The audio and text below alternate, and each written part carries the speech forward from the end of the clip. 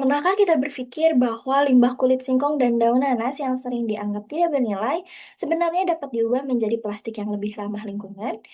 Indonesia merupakan salah satu produsen singkong dan nanas terbesar di dunia. Hal ini tentu menghasilkan limbah pertanian dalam jumlah yang sangat besar. Jika tidak dikelola dengan baik, limbah tersebut dapat menjadi masalah lingkungan. Namun, melalui inovasi bioplastik, limbah tersebut justru dapat diubah menjadi sumber daya yang bernilai. Pada kesempatan ini, saya Nisna Najala Virus dengan NPM 25012025 akan mempresentasikan poster yang berjudul Dari Limbah Menjadi Bioplastik, Optimalisasi Kulit Singkong dan Serat Daun Nanas Menuju Sirkular Bioekonomi. Yang pertama ada latar belakang. Latar belakang dari poster ini adalah saat ini kita menghadapi dua isu lingkungan yang besar dan saling berkaitan, yaitu pencemaran plastik dan limbah agroindustri. Indonesia sendiri, sebagai negara agraris menghasilkan limbah pertanian dalam jumlah yang sangat besar setiap tahunnya. Termasuk di antaranya kulit singkong dan serat daun nanas yang selama ini hanya dibuang dan jarang dimanfaatkan secara optimal, menurut data dari BPS tahun 2025. Padahal, dengan pendekatan sirkular bioekonomi, limbah hayati ini sebenarnya dapat diolah kembali menjadi produk yang memiliki nilai tambah, sekaligus dapat mengurangi beban lingkungan.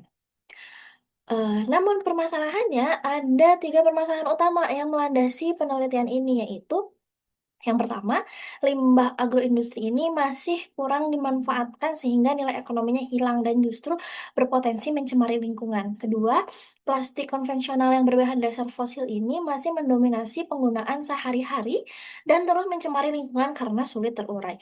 Ketiga, pemanfaatan limbah ini sebagai bahan baku bioplastik sebenarnya sudah mulai dikembangkan, namun belum optimal. Jadi singkatnya, belum ada solusi yang mampu mengintegrasikan antara limbah agroindustri yang berlimpah ini dengan kebutuhan bahan alternatif plastik yang berkelanjutan dan bernilai ekonomi. Namun Indonesia ini kan sebagai negara agraris, banyak sekali potensi sumber daya hayati. Salah satunya adalah eh, kedua bahan ini. Inilah letak peluang besarnya, yaitu kulit singkong yang merupakan sumber pati dengan kandungan pati sekitar 15-20%, di mana molekul pati ini berperan sebagai matriks pembentuk film bioplastik. Bahan ini mudah diperoleh, murah, dan terbarukan.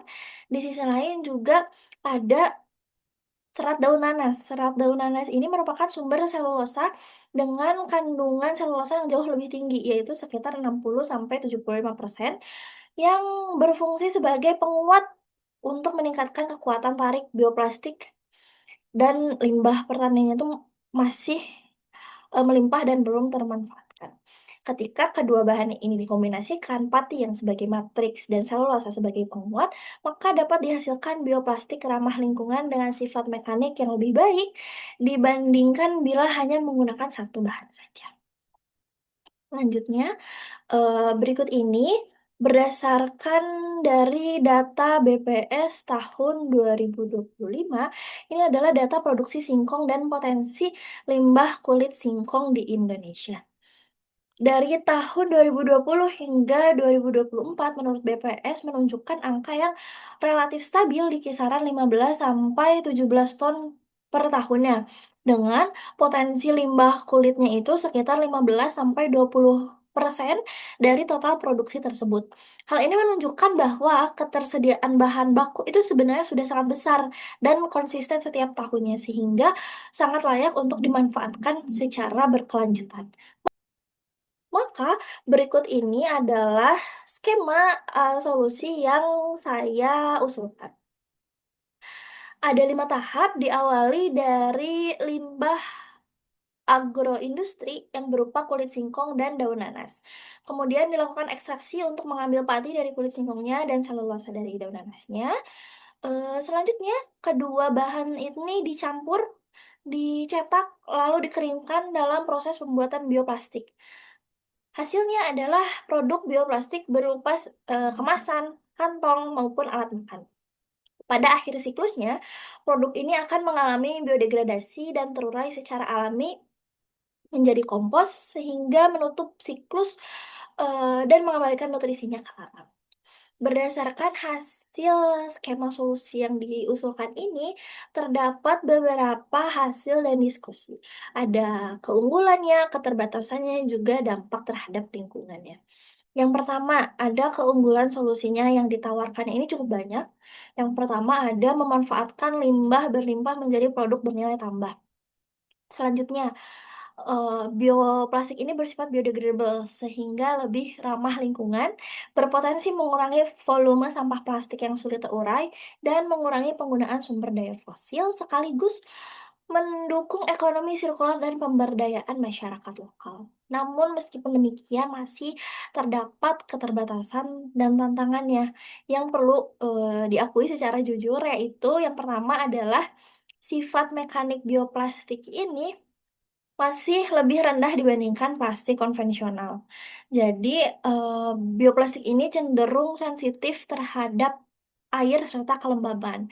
Kenapa hal ini bisa terjadi? Karena komponen utama dari bioplastik ini itu pati dari singkong yang bersifat hidrofolik atau mudah menyerap air, sehingga ketika terkena kelembapan, molekul airnya ini akan masuk ke struktur dan film bioplastiknya dan melemahkan ikatan antar, molekul patinya. Akibatnya, si bioplastiknya ini dapat mengalami penurunan kekuatan mekaniknya, menjadi lebih mudah sobek, bahkan, akan berubah tekstur menjadi lengket atau rapuh seiring waktu.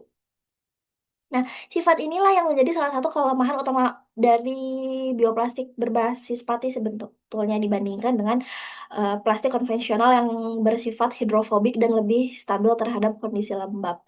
Oleh karena itu, adalah penambahan serat selulosa dari daun nanas yang berperan penting di sini karena selulosanya itu memiliki, sifat yang dapat membantu memperkuat struktur dan, sedikit mengurangi tingkat penyerapan air pada bioplastiknya.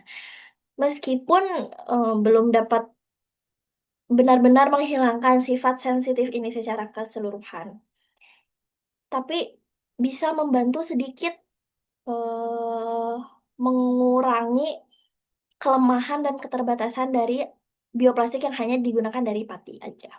Selanjutnya ada, biaya produksinya juga relatif lebih tinggi pada skala kecil, ditambah ketersediaan dan standarisasi bahan baku yang belum konsisten, serta teknologi produksinya massal dan infrastrukturnya yang belum memadai.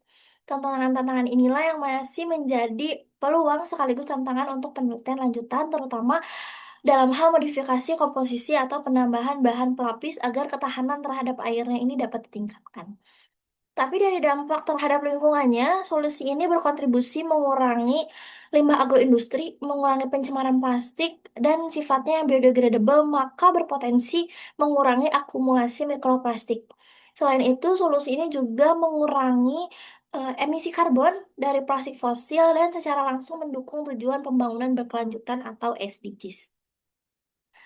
Selanjutnya, berikut ini merupakan konsep circular economy yang diterapkan dan terdiri dari 6 tahap berkelanjutan. Yang pertama ada produksi biomasa, yaitu budidaya singkong dan nanas secara berkelanjutan. Kemudian masuk ke pemanfaatan limbah kulit singkong dan daun nanas sebagai bahan baku. Lalu bioproduksinya atau pembuatan bioplastik berbasis biomasa tersebut selanjutnya masuk ke penggunaan produk bioplastik yang digunakan sehari-hari, lanjut masuk ke tahap biodegradasi atau bioplastiknya terurai menjadi kompos atau bahan organik, dan kembali lagi tahap terakhir adalah kembali ke alam. Nutrisinya kembali ke tanah dan mendukung pertumbuhan biomasa baru. Siklus inilah yang menjadi sistem ini benar-benar sirkular, tidak meninggalkan jejak limbah yang merugikan. Selanjutnya ada, future research direction.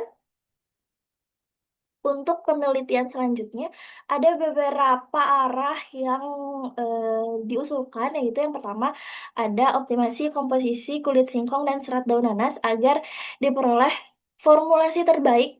Selanjutnya ada pengembangan reinforcement berbasis nanoselulosa untuk meningkatkan kekuatan mekanik, dan ada life cycle assessment untuk mengevaluasi dampak lingkungan secara komprehensif, serta pengembangan kemasan pangan aktif atau active packaging. Dampak yang diharapkan dari arah penelitian ini adalah yang pertama, mengurangi limbah agroindustri sudah jelas, selanjutnya mengurangi sampah plastik, mendukung ekonomi sirkular dan hijau, serta menciptakan nilai tambah bagi masyarakat. Yang terakhir ada conclusion, pemanfaatan kulit singkong dan serat daun nanas sebagai bahan baku bioplastik merupakan alternatif inovatif yang mampu menjawab dua permasalahan besar sekaligus. Yaitu yang pertama ada pengelolaan limbah agroindustri, dan yang kedua ada pencemaran akibat plastik konvensional. Solusi ini memiliki keunggulan lingkungan, sosial, dan ekonomi serta sejalan dengan prinsip circular bioekonomi. Dengan kolaborasi antar berbagai pihak, bioplastik berbasis sumber daya lokal berpotensi menjadi material ramah lingkungan yang berkelanjutan. Dari pembahasan ini dapat kita lihat bahwa eh, limbah pertanian ini bukan sekadar hanya sisa hasil produksi saja, tetapi juga merupakan sumber daya yang memiliki potensi besar apabila dimanfaatkan melalui inovasi yang tepat. Pengembangan bioplastik dari kulit singkong dan serat daun nanas ini menjadi salah satu contoh yang tepat bagaimana konsep waste to value dapat diwujudkan dalam mendukung ekonomi sirkular dan pembangunan yang berkelanjutan. Selanjutnya ada referensi utama yang saya gunakan berasal dari jurnal-jurnal internasional yang membahas karakteristik pati kulit singkong, serat daun nanas, pengembangan bioplastik, serta konsep sirkular bioekonomi. Selain itu juga ada data produksi singkong dan nanas. Ini yang mengacu pada laporan resmi lembaga pemerintah dari BPS tahun 2020. Dengan demikian, presentasi yang dapat saya sampaikan. Terima kasih atas perhatiannya. Wassalamualaikum warahmatullahi wabarakatuh.